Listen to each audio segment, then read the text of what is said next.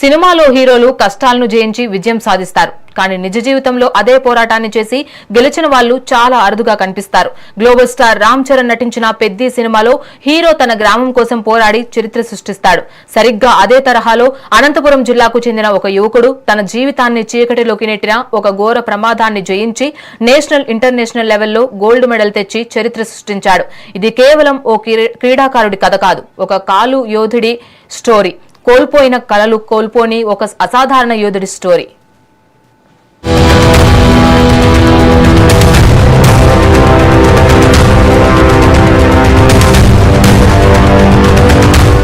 పెద్ది సినిమాలో హీరోకి ఒక లక్ష్యం ఉంటుంది. తన గ్రామానికి గుర్తింపు తీసుకురావాలి. అందుకోసం ఎన్నో అవమానాలు, మరెన్నో అడ్డంకులను ఎదుర్కొని పోరాడతాడు. అయితే అదే తరహాలో అనంతపురం జిల్లా కందుకూరు గ్రామానికి చెందిన యువకుడు సాకే బాబుకు కూడా ఒకే ఒక ఆశయం ఉండేది. కూలీ పనులకు వెళ్లే తల్లిదండ్రుల కష్టాలకు ప్రతిఫలం ఇవ్వాలి, మంచి ఉద్యోగం సంపాదించి కుటుంబానికి అండగా నిలబడాలి అని.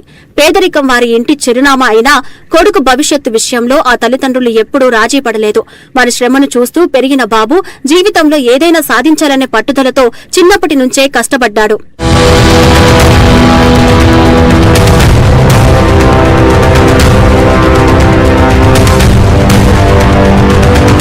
ఎన్నో పరీక్షలు, ఎంతో కఠిన శ్రమ, నిరీక్షణల తర్వాత సాకే బాబు సెంట్రల్ ఇండస్ట్రియల్ సెక్యూరిటీ ఫోర్స్ అంటే CISF లో ఉద్యోగాన్ని సాధించాడు. ఆ రోజు ఆ పేద కుటుంబంలో పండుగ వాతావరణం నెలకొంది. సంతోషంగా తన ఉద్యోగం చేసుకుంటూ దేశానికి సేవ చేస్తున్న తరుణంలో ఆ సంతోషాన్ని చూసి విధి అసూయపడింది. ఢిల్లీ నుంచి సెలవుల కోసం స్వగ్రామానికి వస్తున్న సమయంలో జరిగిన ఒక ఘోర రైలు ప్రమాదం సాకేబాబు జీవితాన్ని ఒక్క క్షణంలో తలకిందులు చేసింది. ఆ ప్రమాదంలో బాబు తన ఎడమ కాలును కోల్పోయాడు. ఒక్క క్షణంలో జీవితమంతా మారిపోయింది. ఎన్నో కలలతో సాధించిన ఉద్యోగం కళ్ల ముందే దూరం అయిపోయింది. రామ్ చరణ్ సార్ కి ఇంకా చాలా very very special thanks sir. ఎందుకంటే మా పారా అథ్లెట్ల గురించి లాస్ట్ లో ఒక హాఫ్ అన్ అవర్ పెట్టి ఆ సినిమా ఆ పొజిషన్ అంటే ఆయన ఆ క్యారెక్టర్ ఒప్పుకోవడం చాలా గ్రేట్ సార్. సార్ అయితే చాలా సంతోషంగా ఉంది సార్. ఎందుకంటే సార్ వచ్చేసి ఒక ఊరి కోసం, నేను వచ్చేసి అంటే నా గురించి నన్ను అందరూ తక్కువగా చూస్తారు, నేను అందరితోనే ఈక్వల్గా ఉండాలా, వాళ్ళతోనే సమానంగా ఉండాలా అనే ఉద్దేశంతోనే నేను ఎవరికి తక్కువ కాదు, ఎవరికి ఎక్కువ కాకుండా మనం అందరితోనే సమానంగా ఉండాలనే ఉద్దేశంతో నేను ఏ విషయాన్నైనా నేను అంటే స్పోర్టివ్గా తీసుకొని ఛాలెంజ్ చేసుకుంటా sir. First of all me TV ద్వారా సార్ని కలిసే అవకాశం వస్తే ఫస్ట్ ఆఫ్ ఆల్ మీకు థ్యాంక్స్ చెప్తూ సార్కి చాలా థ్యాంక్స్ చెప్తా సార్. ఖచ్చితంగా అయితే అవకాశం వస్తే సార్ని ఖచ్చితంగా కలుస్తా సార్. దొరుకుతుందనే చాలా ఆశతో ఉన్నాను సార్. ఎందుకంటే ఇప్పుడు రీసెంట్గా హారిజంటల్ ప్రకారం 3% రిజర్వేషన్ కూడా నారా లోకేష్ సార్ మొన్న లాస్ట్ ఇయర్ చేశారు. అలా దాంట్లో మా పారా అథ్లెట్లు కలపడం వేరే ఇంకా చాలా చాలా సంతోషం సార్. ఎందుకంటే ఇంతకుముందు మామూలుగా ఓన్లీ నార్మల్ ప్లేయర్స్ కొట్టి ఉండే, దానికి మమ్మల్ని కల యాడ్ చేయడం చాలా సంతోషంగా ఉంది. ప్రభుత్వం చేత మాకు ఏదైనా జాబ్ కానీ, అంటే జాబ్ అంటే నేను గెలిచిన మెడల్కి ఈక్వల్గా ఏదైనా జాబ్ వచ్చి, ప్లస్ నాకు ఇప్పుడు ఇంకా నేను ఇంటర్నేషనల్ లెవెల్కి ఆడాలని చాలా అనుకుంటున్నాను సార్. కానీ ప్రజెంట్ ఉన్న లెగ్తో అయితే నేను వర్కౌట్స్ చేయలేను, ఏదైనా లెగ్ తీసేసి చేయాల. నాకు లెగ్ ఏమైనా స్పాన్సర్ చేస్తే గవర్నమెంట్ తరఫున చాలా సంతోషంగా ఉంటుంది సార్. ఇది వచ్చేసి ఓన్లీ బేసిక్ లెగ్గే. మనకి కావాల్సింది నేను అక్కడికి నేషనల్ వెళ్ళి ఆడేటప్పుడు నేను చూస్తా కాబట్టి వాళ్ళు ఒక హర్యానా వాళ్ళు కానీ ప్లస్ ఒక ఆర్మీ వాళ్ళు వస్తారు సార్. వాళ్ళకు వచ్చేసి హైడ్రాలిక్ లెగ్స్ అని ఉంటాయి సార్. అలాంటి లెగ్స్ మన ప్రభుత్వం చేత మనకి అలా ఉన్న స్పోర్ట్స్ పర్సన్ కానీ ప్రొవైడ్ చేస్తే చాలా సంతోషంగా ఉంటుంది సార్. సార్ నేను 2024లో ఫస్ట్ నేషనల్ గోల్డ్ మెడల్ సాధించాను సార్.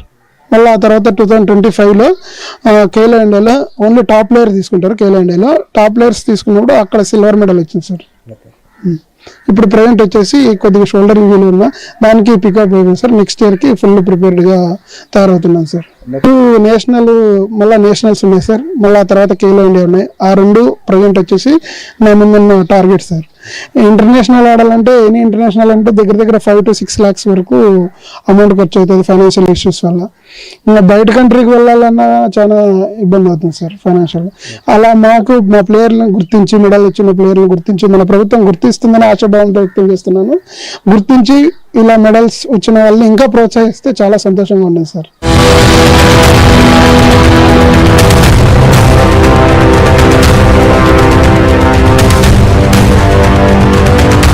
ఒకవైపు ఆరోగ్య సమస్యలు, మరోవైపు ఆర్థిక ఇబ్బందులతో కుటుంబ భారం మోయలేక సాకే బాబు జీవితం ప్రశ్నార్థకంగా మారింది. కానీ పెద్ది సినిమాలో రామ్ చరణ్ క్యారెక్టర్ లాగే బాబు కూడా ఓడిపోవడానికి సిద్ధంగా లేడు. పడిపోయినా మళ్లీ లేచి నిలబడ్డాడు. తన శారీరక వైకల్యాన్ని బలహీనతగా కాకుండా ఒక బలంగా మార్చుకున్నాడు. పారా అథ్లెటిక్ లో అడుగు పెట్టాడు. చిన్నప్పటి నుంచి క్రీడలంటే అమితమైన ఇష్టమున్న బాబు మొదట క్రికెట్ ఆడాడు. ఆ తరువాత ఖోఖోలో ప్రతిభ చూపించాడు. ఆ పట్టుదలతోనే పారా అథ్లెటిక్ లో షార్ట్ పుట్ విభాగాన్ని ఎంచుకున్నాడు.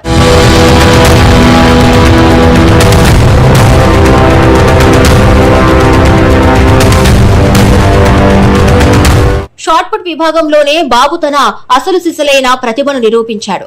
ప్రతిరోజు గంటల తరబడి సాధన, నొప్పి ఉన్నా అలసట వచ్చినా భరిస్తూ దేశం కోసం పతకం సాధించాలనే ఏకైక లక్ష్యంతో ముందుకు సాగాడు. జిల్లా, రాష్ట్ర, జాతీయ స్థాయిలో పోటీల్లో తన ముద్ర వేస్తూ అనేక పతకాలు సాధించి అనంతపురం జిల్లాకు పేరు తీసుకొచ్చాడు. తాజాగా జరిగిన అంతర్జాతీయ పారా అథ్లెటిక్ పోటీల్లో షార్ట్ పుట్ విభాగంలో పాల్గొన్న సాకేబాబు అద్భుత ప్రతిభను కనబరిచాడు. భారీ పోటీని ఎదుర్కొని గోల్డ్ మెడల్ సాధించాడు. భారత జెండాను భుజాన వేసుకుని నిలబడిన ఆ క్షణం తన జీవిత పోరాటానికి దక్కిన గొప్ప గుర్తింపుగా పేర్కొన్నాడు బాబు. రైతు పని పోతాను, నా సన్న కొడుకు ఏందో జాబ్ చేస్తా అంటే ఇబ్బంది అయిపోతుంది ఇంటి దగ్గర అనేసి మా వాళ్ళన్న పోతే లేడనేసి చాపేందో చూసుకోవాలి కదా అని చేసుకోవాలి, మనకు ఎట్లా వస్తుంది అని ఉండాలి సార్. మేము రోజు 150 మేము అప్పుడు బాగా చాలా సంతోషంగా మాకేదో వచ్చింది గవర్నమెంట్ జాబ్, నా కొడుకు చదువుకోని దానికి యాదో లేని సంతోషంగా ఉంటుంది సార్ బాగా. మళ్ళీ ఇట్లా పోయి అట్లా అయినాక కానీ పోయినాడు. పోయి ఏదోలే అంత దూరము ఎట్లబ్బా పోయినాడే కాలేదు, ఇబ్బంది అవుతుంది మా కొడుకు ఎట్లా చేసుకునేదానికి ఏందన్నా చేసేదానికి అనుకొని నాకేమో బాగుందిలేమా అనేసి 2 ఏళ్ళ పాటుగా అక్కడే ఉన్నాడు సార్. ఉండి మళ్ళీ ఏమో వచ్చి ఇంటికి వచ్చి మాకు చెప్పలేదు సార్.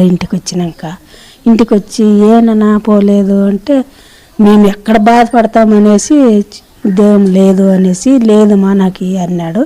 సరేలేనైనా మనకి అదృష్టం లేనప్పుడు మనకి ఎందుకు, దేవుడు ఎట్లా పెడితే ఎట్లా కానీ మనం ఎట్లా కూలి నాలిపోతాం, బతుక్కుందాము, మేం చేస్తామో అని ఇట్లా బాధపడుకొని ఊరికైనాం సార్. మా అట్లా కాలిపోయింది మాకు. ఇంకా మా కొడుకులు తెస్తేనే మమ్మల్ని మాట్లాడిచ్చేది ఎవరైనా, లేకుంటే మనకి ఎవరైనా జనాలు తక్కువ చూసేది. అవి పోతే ఏమడుగుతారో వాళ్ళు మనం వాళ్ళ ఇంటి దగ్గరికి అనేసి అట్లా కానిలేనైనా మనకి ఎప్పుడో దేవుడు సాయం అవుతాడు అని అనుకొని మేము సార్ ఇట్లా కూలి నాలిపోయి వాళ్ళ ఆయనకి ఆరోగ్యం బాగాలేక ఇట్లా అయిపోయి ఇంకంతే. కానీ మనమేమో దేవుడు ఎప్పుడోసారి నాకు వస్తుంది కానీ ఏందో ఒకటి జాబు నేను మెడల్ తెచ్చుకొని ఇట్లా దీని కింద వస్తుంది మనకి, అది ఇది చదువుకుంటాండే రాస్తాండే ఎగ్జామ్లు అట్లా ఇట్లా సార్ మాకు పోతాండే. కానిలేని మేము ఊరికేనే ఇంకా నేను ఊర్లో రైతు పని పోయి తెచ్చి అట్లా ఉంటాండి సార్, బతుక్కుంటాను. పోతానంటున్నాడు సార్. ఇంకా ముందుకు పోయి బాగా పోయి ఆడి వెళ్ళి బాగా ఇంటికి వస్తే మాకు సంతోషమే సార్.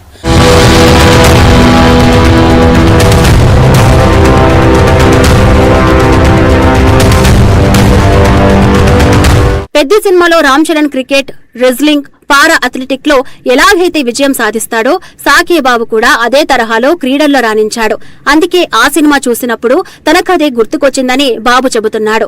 అయితే అంతర్జాతీయ స్థాయిలో గోల్డ్ మెడల్ సాధించిన బాబు జీవితం ఇంకా సాధారణంగానే సాగుతోంది.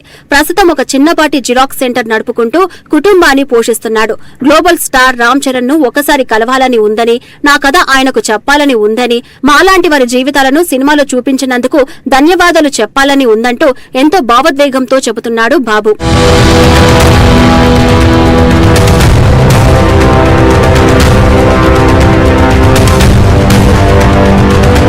ప్రస్తుతం జిరాక్స్ సెంటర్ ని నడుపుకుంటూనే క్రీడల్లో సాధన కొనసాగిస్తున్న సాకేబాబుకు జాతీయ స్థాయిలో పోటీల్లో పాల్గొనేందుకు ఆర్థిక సహాయం ఎంతో అవసరం.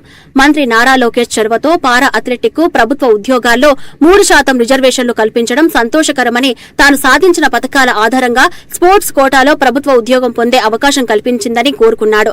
ప్రస్తుతం వాడుతున్న హైడ్రాలిక్ కృత్రిమ కాలు సరైన సహకారం అందించడం లేదని, జాతీయ పోటీల కోసం అధిక నాణ్యత కలిగిన బ్లడ్ లేదా కృత్రిమ కాలు అవసరమని, దాతలు సహాయం చేస్తే దేశం గర్వపడేలా మరిన్ని పథకాలు సాధిస్తానని ఆశాభావం వ్యక్తం చేస్తున్నాడు. 5లో ఖేలో ఇండియాలో సిల్వర్ మెడల్ ఇచ్చినాడు. మా అన్నకి నేను ఎప్పుడు ప్రతి ఎప్పుడు ఎక్కడికి వెళ్ళాలన్నా కూడా మంచి సపోర్ట్గా ఉంటా. మా అన్న నేను కూడా పిలుచుకొని పోయి ప్రాక్టీస్ చేయించి మా అన్నకు చాలా సపోర్టివ్గా ఉంటాను. అంతేకాకుండా మా అన్న 2016లో ఈ జర్నీ స్టార్ట్ చేసినాడు. అంటే ఫస్ట్ మదురైలో ఇట్లా ఒక ఆదిత్య మోతా ఫౌండేషన్ అని చెప్పేసి వాళ్ళని కాంటాక్ట్ అయ్యి వాళ్ళ దగ్గర కోచింగ్ తీసుకొని మదురైలో కోచింగ్ తీసుకున్నాడు 1 year. రంజిత్ సార్ అని చెప్పేసి ఆయన దగ్గర కోచింగ్ తీసుకొని మళ్ళీ 2019లో వచ్చినాడు. 2019లో కోవిడ్ సిచ్యువేషన్ వల్ల ఇంటి దగ్గర ఉండాల్సి వచ్చింది. అప్పుడు మా అన్న ఇంటి దగ్గరే ఉంటే కొంచెం కష్టం అయిపోతుంది, ఇంటి దగ్గర కూడా ఫ్యామిలీ ప్రాబ్లమ్స్ చాలా ఉన్నాయని చెప్పేసి మా అన్న మళ్ళీ ఒక 2 months బెంగళూరుకి వెళ్ళి మొబైల్ రిపేర్ నేర్చుకొని మా అన్న జిరాక్స్ సెంటర్ మొబైల్ రిపేర్ అట్లా చిన్నవన్నీ చేసుకుంటా ఇప్పుడు జీవనం సాగించుకుంటా అట్లే పారా స్పోర్ట్స్లో కూడా కొనసాగుతూ మా అన్న సపోర్ట్గా ఉంటూ మాకు సపోర్ట్గా ఉంటూ ఇప్పుడు నేను కూడా మా అన్నకు సపోర్ట్గా ఉంటూ 2024లో నాకు జాబ్ వచ్చింది. అప్పుడు మా అన్నకు కూడా గోల్డ్ మెడల్ వచ్చింది. మా అన్నకు గోల్డ్ మెడల్ రావడం వల్ల ఇంకా మా అన్నకు కూడా మంచి సపోర్ట్ చేస్తే బాగుంటుంది. నేను పోయి నా జీవితం చూసుకుంటే మా అన్న ఇబ్బంది పడతాడు, మా అమ్మ ఒకతే ఉంటుంది. అంటే అప్పుడు మా నాన్న ఉండే బట్ హెల్త్ మా నాన్నకు కూడా బాగాలేకోకుండా ఉండే. నాకు జాబ్ చేయాలని ఉండే బట్ కానీ నా మనసు అంతా ఇక్కడే ఉంది. మా అన్నకు అంగవైకల్యం ఉంది. సో మా అన్న కూడా ముందుకు పోవాలా, ఇప్పుడు ఎట్లా కొంచెం గోల్డ్ మెడల్ కొట్టినాడు, మనం సపోర్ట్ చేస్తే బాగుంటుంది. మా నాన్నకి హెల్త్ బాగాలేదు, మా అమ్మ ఒకతే ఉంటుంది. సో వీళ్ళందరినీ వదిలి ఉండలేక ఇక్కడికి వచ్చేసి మా అన్నని చూసుకుంటూ మా అన్న షాప్ని చూసుకుంటూ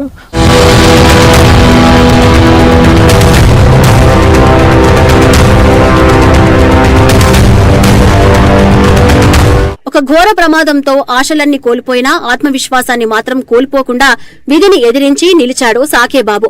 శారీరక వైకల్యం శరీరానికే కాని సంకల్పానికి కాదని నిరూపించి దేశానికే గర్వకారణంగా నిలిచిన సాకేబాబు నిజ జీవితంలో నికార్సైన రియల్ హీరో. ప్రభుత్వం మరియు దాతలు స్పందించి ఈ వీరుడికి అండగా నిలవాలని ఆశిద్దాం.